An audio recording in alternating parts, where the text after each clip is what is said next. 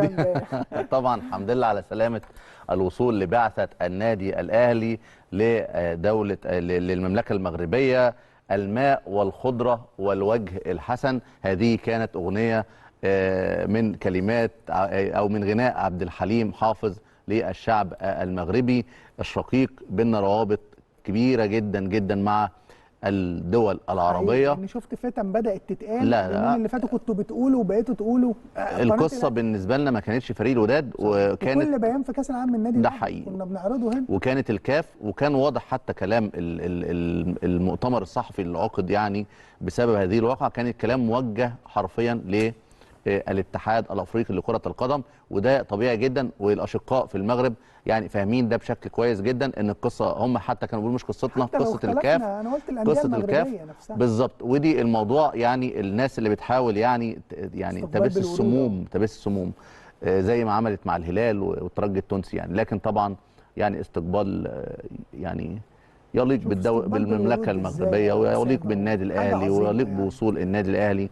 يعني زي ما قلنا قوه ناعمه تتواجد في الدول العربيه، في الدول الاوروبيه، في الدول الاسيويه. دايما اسم النادي الاهلي اسم كبير، اسم النادي الاهلي يعني مشرف لكره القدم المصريه طبعا. يعني كولر بقى يعني دكتور ودكتور خالد الجوادي مترجم كولر. دايما كولر بالنسبه للناس اصبح علامه امان. وانا عايز اقول طبعا اللاعبين امامنا تباعا، وكابتن زكريا ناصف وكابتن محسن صالح اكيد وصولهم. ولكن عايز اقول حاجه كولر قالها مهمه جدا. كولر مدرب ذكي لما قال عن كاس العالم للانديه: انا مدرب لا اقطع الوعود بخصوص مثل تلك المباريات، ولا أعرف إذا كان هنالك مدربين آخرون كانوا يقطعوا الوعود أو لأ. وده شيء مهم جدا، إن أنت بترفع الضغط على فريقك يا أسامة.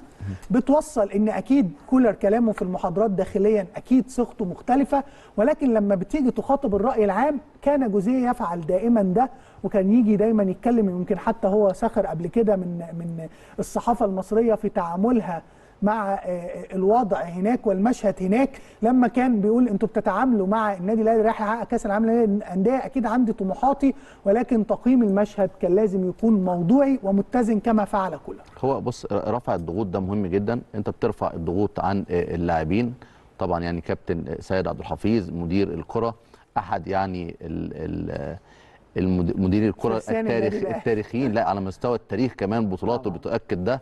محاوله التقليل منه هي يعني محاوله بائسه، وبتؤكد على اهميه وجوده وقد ايه هو عامل ازمه وعامل مشكله لمنافسين كتير بتحقيق الالقاب. ولكن كنا بنتكلم عن رفع الضغوط، وده طبيعي جدا من المدير الفني، والمفترض يكون هو ده الطبيعي. لكن ان شاء الله نقدر نحقق اي انجاز في بطوله العالم يضاهي الانجازات السابقه في 3 مشاركات. يمكن كابتن محمود الجوهري رحمه الله عليه يعني كان بطوله 98 انا فاكر كويس جدا التصريح ده، لما قال انا رايح اخد المركز ال 13 من اصل 16 فريق. وفي نفس الوقت هو بيصدر التصريح ده للصحافه المصريه، كان واخد شنطه يرجع فيها بكاس افريقيا، وقال ان كلامي كان مع اللاعبين ان احنا هنروح ننافس على البطوله. رغم يا فارس وقتها احنا كنا بنلعب بطوله وديه اعتقد في الامارات، وخسرنا بركلات الترجيح. كنا بعيد، وكان تقريبا ما عندناش راس حربه غير حسام حسن بس، وكانت قصه كبيره. حسام حسن الصحافه بتتكلم ان ده كان بيضيع اخر ركله الترجيح.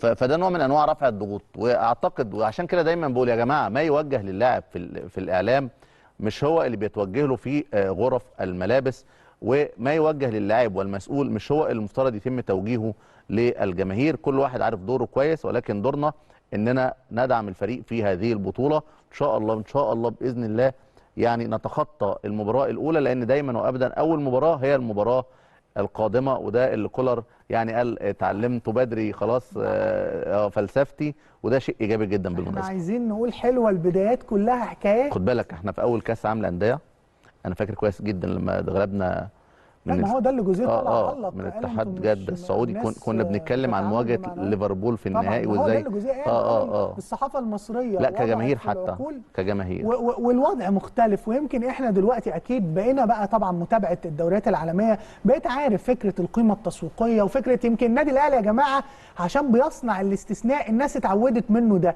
يمكن عشان بتروح تكسب بالميراس بطل امريكا الجنوبيه بقيمته باللاعبين اللي عنده، الاهلي عودك على ده. يمكن عشان بتروح تكسب الهلال السعودي، وانا دايما يا اسامه بقول يا جماعه لازم تفهم اقتصاديات كره القدم. يعني ايه؟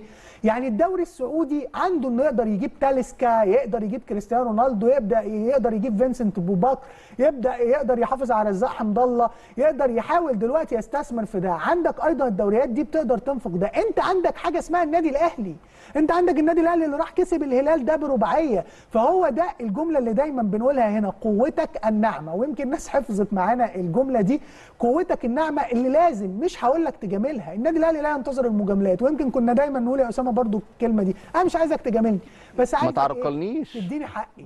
فالنادي الاهلي يا جماعه اولى بان هو ياخد حقه عشان يقدر يكون عندك المشهد ده تعرضه على شاشه اسمها شاشه قناه النادي الاهلي. لما تيجي تتفرج على القنوات العربيه الكبيره جدا في تقاريرها، تشوف كمان شاشه قناه النادي الاهلي وهي بتعرض المشهد اللي نفخر بيه ده. ما تشوفش بقى شتيمه وما تشوفش مش عارف فلان في الدور الكام، بلاش خلاص. خالد عبد الفتاح يعني ما فيش شهر مع النادي الاهلي ده من فتره كان اسكت يعني لا تخيل المشهد ده بالنسبه له حلم. ما انا بقول لك ده من شهر يعني مفارقه، كان من شهر بعيد خالص عن صوره زي دي. لكن هو يستحق الامانه. مباراه الزمالك يعني ادتني انطباع عن الشخصيه، مهم جدا الشخصيه اللي بتظهر في المباريات الكبيره. فخالد عبد الفتاح من هؤلاء اللاعبين. ويمكن كنا بنتكلم عن يعني البعثه، وصول البعثه ولاعبين بقى لهم شهر واحد. مروان عطيه من الاتحاد، مع كامل طبعا احترامنا وتقديرنا لنادي الاتحاد والانديه الكبيره، وحتى سافيو زي ما قلت بيرسي تاو كان بيحلم بالمشاركه في كاس العالم للانديه.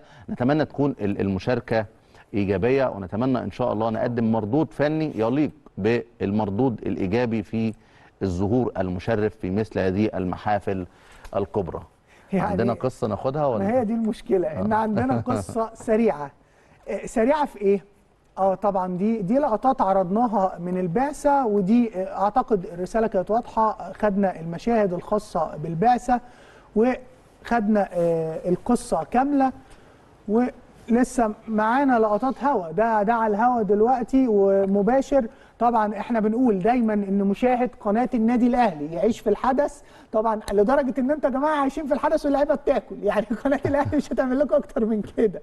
فيمكن دايما بنحطكم في الحدث. وانا برضو سعيد ان قناه النادي الاهلي تكون ده اللي موجود على شاشتها، تكون دي الرساله اللي بتقدمها، تكون دي الحاجه. عشان احنا بنتفرج على قنوات اخباريه كتير وقنوات رياضيه كتير يا جماعه، الوسط الرياضي بيبقى شبه اللي انتوا شايفينه ده.